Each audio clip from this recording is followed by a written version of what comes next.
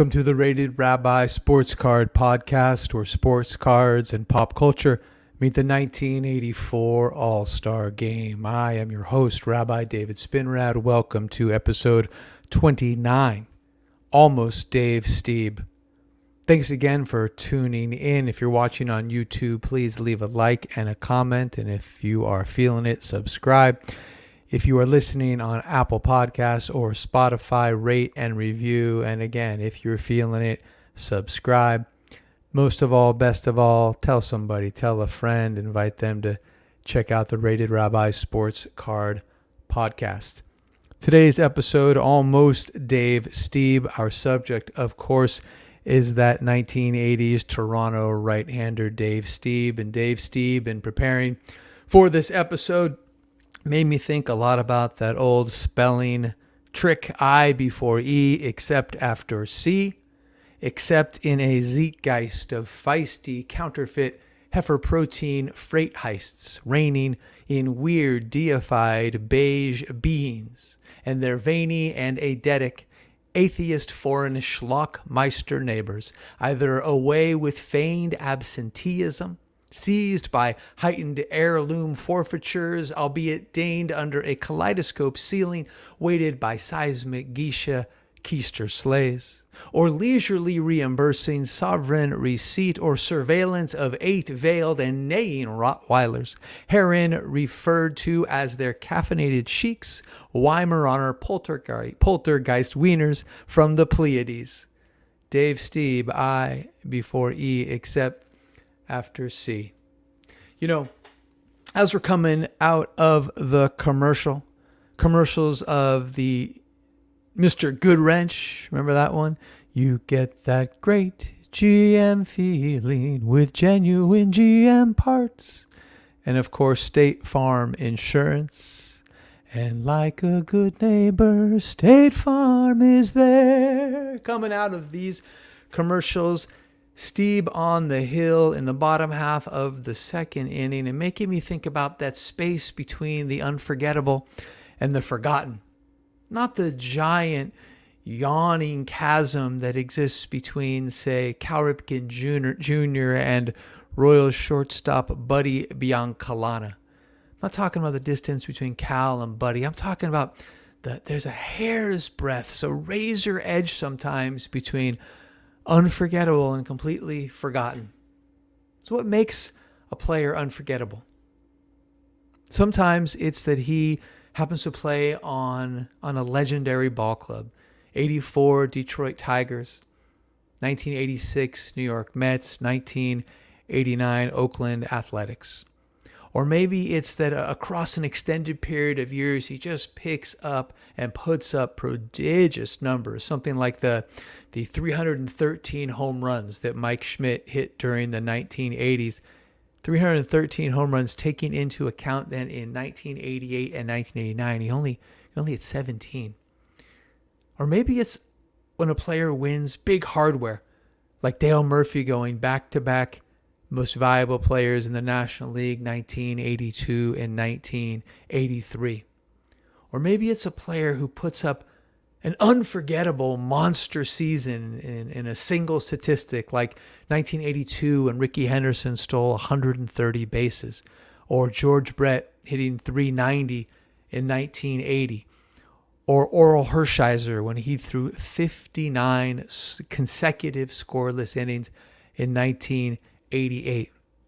Or maybe a player is unforgettable when they do something in a single game that we remember for the rest of our lives, like when Roger Clemens struck out 20 Seattle Mariners in April of 1986.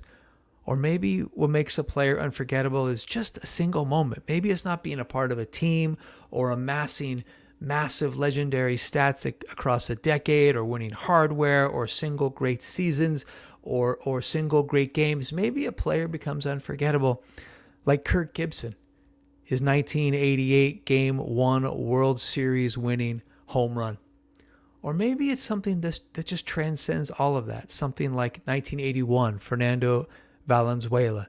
There's something just marvelous and magical and ineffable about Fernando and Fernando Mania. Starts out 8-0 with 5 shutouts, goes on to win the Cy and the Rookie of the Year in 81. But what if a player is elite? What if a player is perhaps the best at his position for an entire decade, but in the end, he has none of that? He's not remembered as being a part of great teams or having hardware and seasons that stuck with us or signature games or signature moments. What happens to that player? No hardware, no seasons that we remember, no stats, no signature moments. What happens if that player, when he finally does get a World Series, is on the tail end of his career and is injured and inactive and on the bench and he gets the ring, but he's not really a part of the crown? What happens? Well, let's talk about Dave Stieb, because I think he is that player in the 1980s. Now, I'm not here to make a case for Dave Stieb's Hall of Fame credentials. I just want to remember this player who was like super central to the 1980s baseball experience, to my memories as a Giants fan. I totally remember before the game going down the right field line. If you remember Candlestick Park, the visitors clubhouse, you had to go all the way across from the third base dugout all the way into the right field corner for them to get into the tunnel. So Stieb, who was the starting pitcher not that long before the game was starting, just reaching that time when they're about to kick you out from being down in the corner trying to get autographs. And I remember yelling, "Mr. Stieb, Mr. Stieb," and him going past. And I go, "Mr. Stieb, one more time." I just had my hand out to get a handshake. And I totally remember Stieb turning around and coming back and giving me a handshake. And maybe it was the name association, Dave and just being a huge baseball fan. But I always had a special place in my heart. And looking back at this 84 All-Star game has given me a chance to remember him and to think about just how forgotten Dave Stieb is, how incredible. He wins 176 games in his career, has some monstrous seasons, but when we tell the story of Major League Baseball, we never think about Dave Stieb. Stieb is drafted in the 5th round by the Blue Jays in 1977. This is their expansion season. He's taken in the 5th round by a scout, a guy named Al Lamacchia. And Stieb is playing outfield for the Southern Illinois Salukis. Decent power, decent hitter. Not really a great Major League prospect. The team is short on pitching, and so the Salukis coaches, they start trying out outfielders, see who has the biggest arm. And Stieb's arm is alive. And almost instantly, he's able to pick up the slider. And if you remember, Dave Stieb had a break-you-in-half slider in his prime. So he already has the live arm able to hit the mid-90s, wicked slider, command and control, pretty solid. You know, once he figured it out, he had some walks early in his career, but he's amazing. What's incredible is he doesn't want to be a pitcher. And they say, "Listen, you are not good enough to be an outfielder." He says, "Okay, I'll be a pitcher." 12 months, right? Only a year after he is in the minor leagues, a year after becoming a minor league pitcher, 14 months after throwing his first pitch for Southern Illinois, Dave Stieb gets called up. Incredible. Called up 1979. The Blue Jays, who are a last place team that year, they will lose 109 games. Dave Stieb manages to go 8-8 in his first year, 14 months after he's ever thrown a pitch in college, 12 months as a minor league pitcher. He goes 8-8 for a team that goes 54-109. Incredible. You're asking me 163 games. Yeah, I don't know why 163 games either. I didn't do that kind of research. Has a 1.4 WAR. So 1.4 wins you almost a game and a half better than an average guy for a team that loses 109. 1980, Stieb's first full year in the bigs, and he's an all-star. This guy is like coming out of nowhere. He's 22 years old, has a losing record, but they're a terrible team. The Jays that year go 67-95, yet Stieb goes 12-15 with a 3.71 across 242 innings. Remarkably, for a team that bad, a 7th place AL East finish puts up a 4.9 WAR. Wins you 5 games better and an average pitcher for a dead last place team. And he's an all-star. 1981, the strike year. The Jays are horrible. He's toiling away up there in obscurity. Great White North. Jays put up a 349 win percentage, 37-69, 23 and a half games back of the Yankees. But Stieb, again, an all-star, 11-10 and a 4.4 win above replacement. And then Dave Stieb figures it out. And I can say with some confidence that Dave Stieb from 1982 through 1985 is the best pitcher in the major leagues. 1982 does not actually make the All-Star team. Starts out with the 7-10. Now it's interesting. I'm talking a lot about wins. And if you remember the 1980s, we looked at stats differently. Wins and losses counted for a lot. But we know now that wins are dependent on the team you play with, on the defense that plays behind you, on the bats that support you. Turns it around, though, in the second half is actually real good. The Jays under Bobby Cox have a winning record, their first winning record of any half ever, 41-37. Stieb goes 10-4 with a 2.59. On the season, he ends up 17-14. Pitches 288 and a third innings, most in the major leagues, 19 complete games, 5 shutouts, and an incredible 7.6 WAR. Who wins the Cy Young Award that year? I'm going to show you his card right now. 1981, Donruss, back when he's still on the St. Louis Cardinals. Love this card. This is the first year of Donruss. This is, oh my God. I'm telling you, we're getting packs of these, that kind of drop shadow Cardinals font, 81 low stock. Well, I love the blue uniforms of the St. Louis Cardinals. Pete Vukovich rocking the Fu Manchu, batting at the plate, like he's rapping out a base hit to center field. 1982, Vukovich is pitching for the Milwaukee Brewers. Goes 18-6 for the Brew Crew. Goes 18-6, best winning percentage in the major leagues. But like I was saying back then, we cared more about wins than anything else. Never mind that he got more run support than any pitcher in the majors.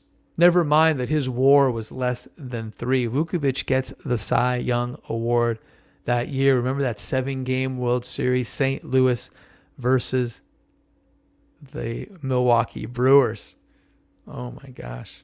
He wins the Cy Young for the Brew Crew, getting lots of hit support from Harvey's Wallbangers. I remember that World Series. My parents were out of town, and we stayed with my cousins, Lori and Dave. I think they were living in Rohnert Park at that time.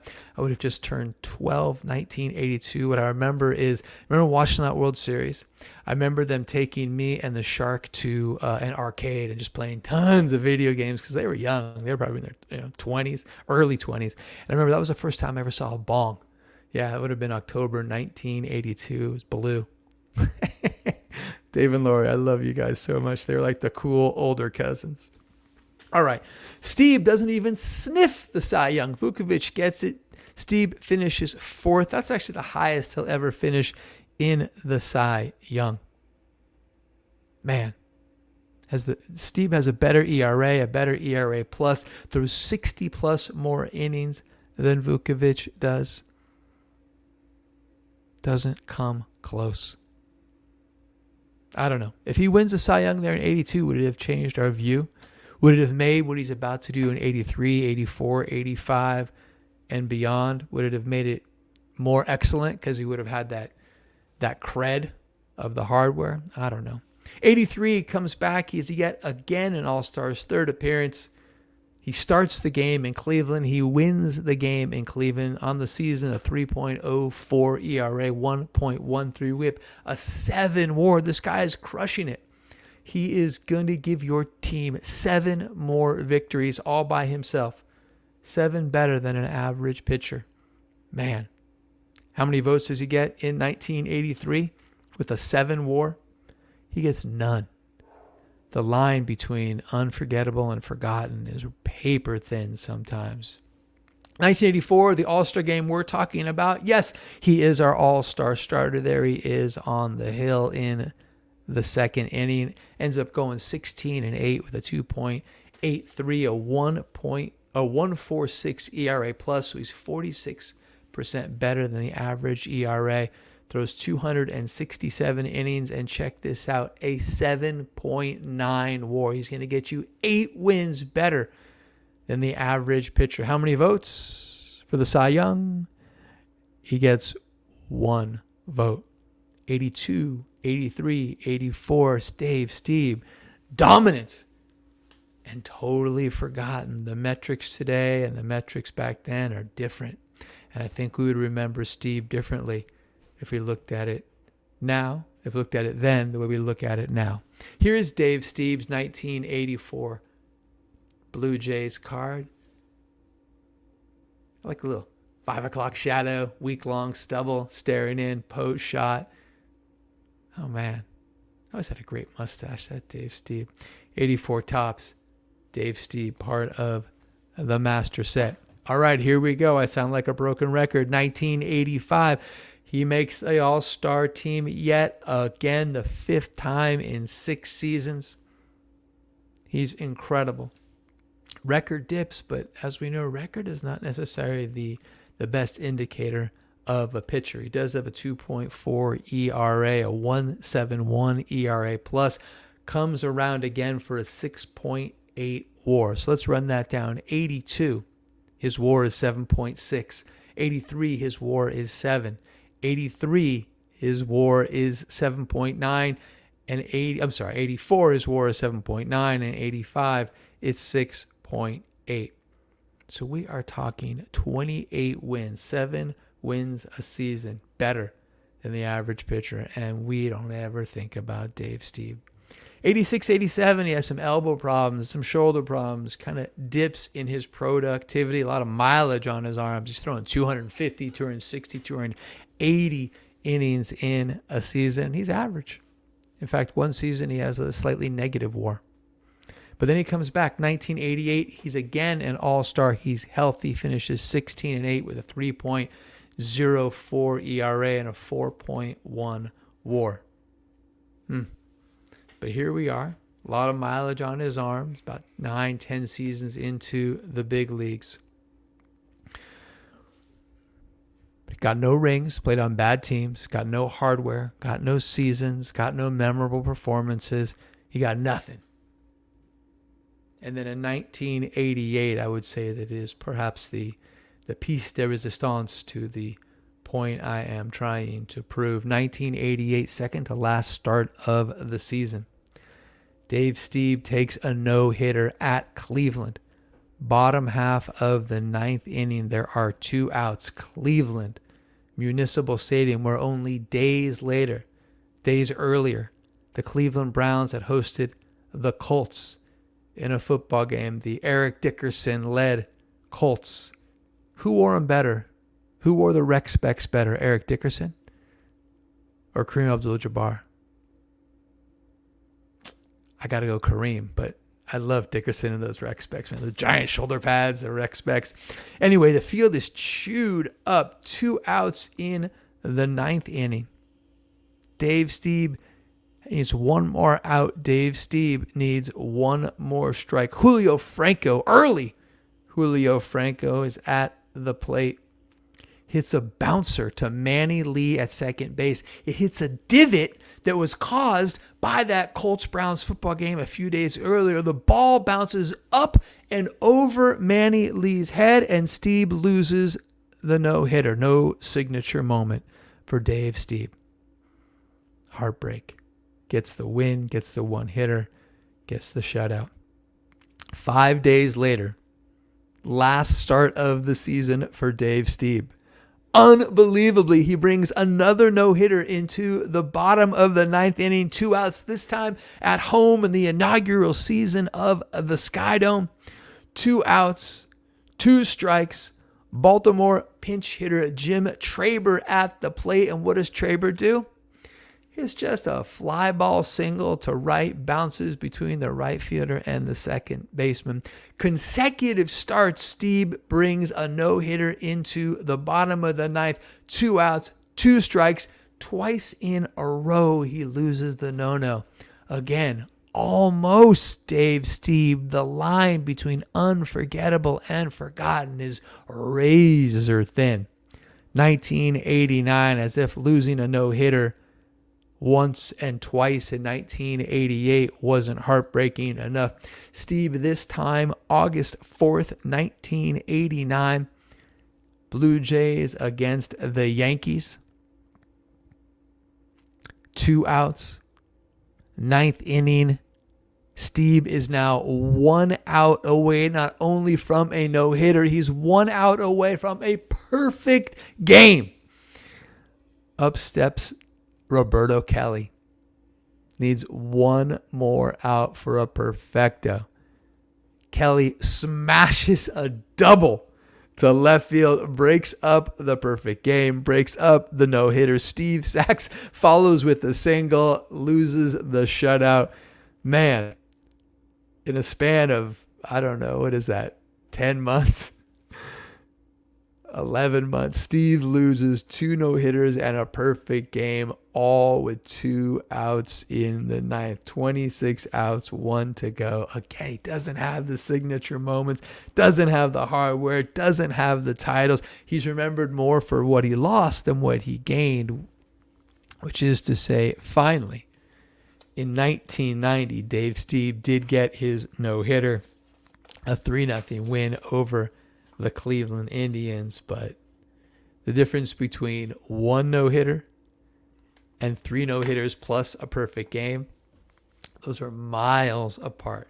Could you imagine how we would remember Dave Stieb, even though those years, I mean, my God, 82, 83, 84, 85, maybe not 85. That was Saberhagen's year.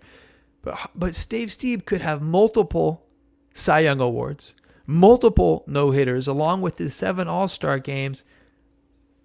I think he'd be in the conversation. Finally does get his World Series 1992. Toronto Blue Jays win their first title. He's on the team, but he's injured. He's inactive, doesn't play in the postseason, is on the bench, gets to celebrate, but it's not really his. 1993, he leaves as a free agent, goes to play for the Chicago White Sox. 4 games started, 22 total innings. Decides to retire in season, thereby starting his Hall of Fame clock. You have to be retired 5 years, of course, to be considered for the Hall of Fame, unless you are Roberto Clemente, and then that's when you waive a rule. What does Steve do? Retired 1 year, retired 2 years, retired 3 years, retired 4 years, just before the Hall of Fame clock is set to begin. In 1998, he comes out of retirement. 4 years retired, 1 more until he's eligible for Hall of Fame consideration. And it's still fresh in your mind. He comes out of retirement pitching mostly in relief for Toronto, pitches in 19 games, starts a few, throws a total of 50 innings. Most importantly, he restarts the clock. So now it has to be another 5 years until 2003 until he can be considered. And now we're talking 20 years since prime Dave Stieb. And I really think that his Hall of Fame possibilities, his considerations were really damaged by coming out of retirement. Man, Dave Stieb. No Cy Youngs. 1 World Series at the end. Lost to no-hitters, lost the perfect games, played on bad teams, played in Canada, but you just can't tell the story of 1980s baseball without the starting pitcher from the 1984 All-Star Game, without Dave Stieb. All right, just want to take us down a little memory lane. Almost Dave Stieb. I would say he could be the best pitcher of the 1980s and certainly the best pitcher that we have completely and totally and utterly forgotten about. That's going to do it for me. If it is your thing, I wish my Jewish sisters and brothers a Shabbat Shalom. We'll be back next week going into the All-Star break. Got a couple of things up my sleeve, and I'm going to take my own All-Star break from the All-Star game. And until we meet again, wherever you are and whoever you are, may you enjoy and may you be blessed with health and with long life. So long for now.